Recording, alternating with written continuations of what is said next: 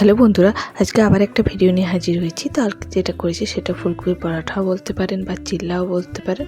তো একটু অন্যভাবে করেছি, খেতে কিন্তু খুবই টেস্টি হয়েছে আর খুব সহজ পদ্ধতি। এটা আপনারা করে বাচ্চাদের স্কুলের টিফিনেও দিতে পারেন বা বড়দের অফিসের লাঞ্চ বক্সও করে দিতে পারেন। খেতে কিন্তু খুবই ভালো আর খুব একটা টাইমও লাগে না এটা তৈরি করতে। তো কীভাবে করেছি সেটাই দেখাবো। প্রথমে একটা চপার নিয়ে নিয়েছি, তাতে আমি দেব পেঁয়াজ আর আদা, লঙ্কা আর ফুলকপি। এখন তো বাজারে ভালোই ফুলকপি পাওয়া যাচ্ছে, সেই ফুলকপিগুলো একটু ছোটো ছোটো করে কেটে দেবো, যাতে খুব ফাইনভাবে এটার মধ্যে চপ হয়ে যায় ভালোভাবে।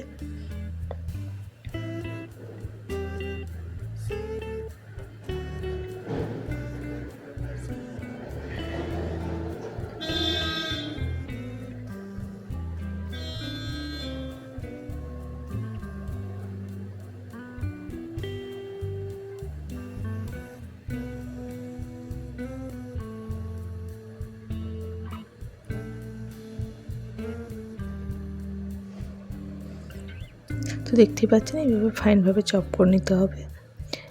দিয়ে এটা একটা বড় বাটির মধ্যে প্রথমে নিয়ে নেব।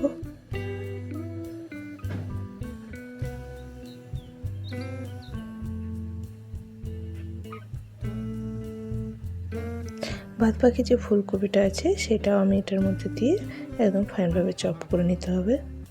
আর ফুলকপির যে ডান্ডিগুলো সেগুলো কিন্তু আমি এখানে দিচ্ছি না, শুধু ফুলকপির উপরের যে ফুল অংশটা সেটাই দিচ্ছি।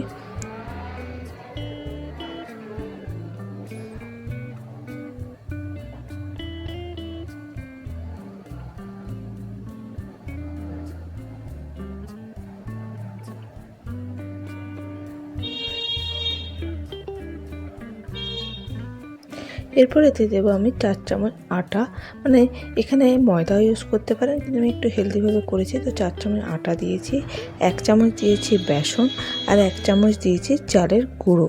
চালের গুঁড়ো যদি নাও থাকে নাও দিতে পারেন, কিন্তু দিলে একটু ভালো হয়, কুরকুরে একটা ভাব আসে। তো 1 চামচ চালের গুঁড়ো দিয়েছি। আর কিছু দেবো এতে মশলা, যেমন 1 টিস্পুন লবণ ছাড়া তো হবেই না। আর জিরে গুঁড়ো, ধনে গুঁড়ো আর রেড চিলি পাউডারও আমি এতে দিয়েছি। আর দিয়েছি একটু গুড়, যাতে একটু ঝাল মিষ্টি উভয়টা ব্যালেন্স হয়, সেই জন্য আমি গুড় ইউজ করেছি। চাইলে চিনিও দিতে পারেন, না চাইলেও নাও দিতে পারেন। আর দেবো কিছুটা ধনেপাতা কুচি। ভালো করে প্রথমে মিশিয়ে নেব, মানে ফুলকপি বা পেঁয়াজ, আদা, লঙ্কার যে জলটাতে যতটা ভালোভাবে মিশিয়ে নিয়ে যায়, তারপর অল্প জল দিয়ে এটার একটা ডো তৈরি করতে হবে।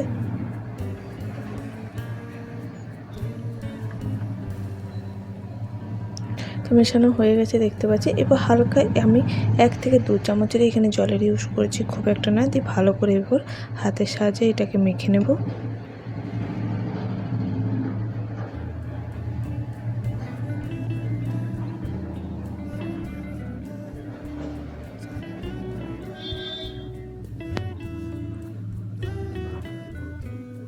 তো দেখতে পাচ্ছি এরকম মাখা মাখা টাইপের করে নিতে হবে, মানে ডোয়ের আকারে।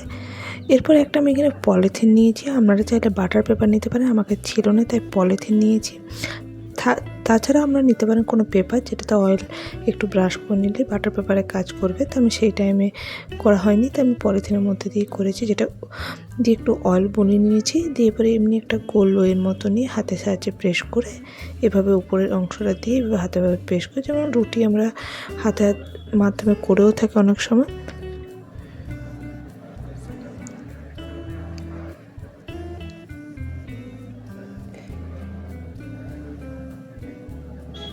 একটু মোটা মোটা লাগে, তাই আমি একটা বেলনার সাহায্যে একবার কি দুবার এইভাবে বিলে নেব, যাতে একটু চারদিকটা সমতল হয়।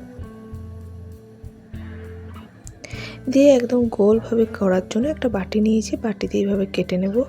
দিয়ে সাইডের অংশগুলো রেখে দেবো আলাদাভাবে। তো দেখতে পাচ্ছি আমি গোল হয়ে গেছে।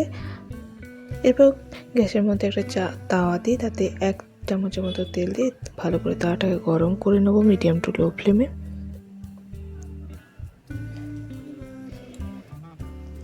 দিয়ে এই ফুলকপির যে পরোটাটা সেটার মধ্যে দিয়ে মিডিয়াম টু লো ফ্লেমে সেঁকবো। তো আর একটা পরোটা করেও আমি দেখিয়ে দিচ্ছি।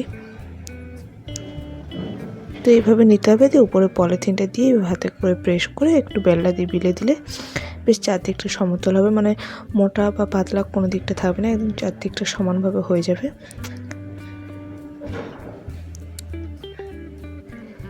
দিয়ে একটা বাটি দিয়ে এইভাবে কেটে নেব, দিয়ে তাহলে কি হবে প্রত্যেকটা পরোটাই একদম গোল হবে।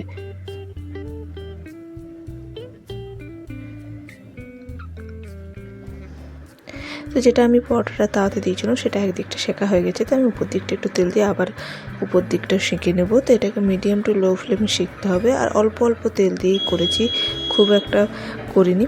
এখানে আমি ঘি ইউজ করিনি, তেল ইউজ করেছি।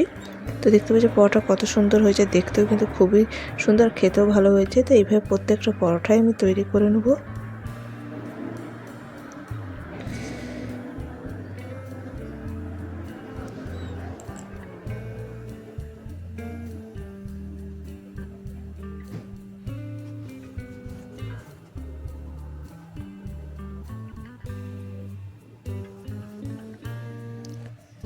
পরোটাগুলো এইভাবেই আমি প্রত্যেকটা করে নিচ্ছি।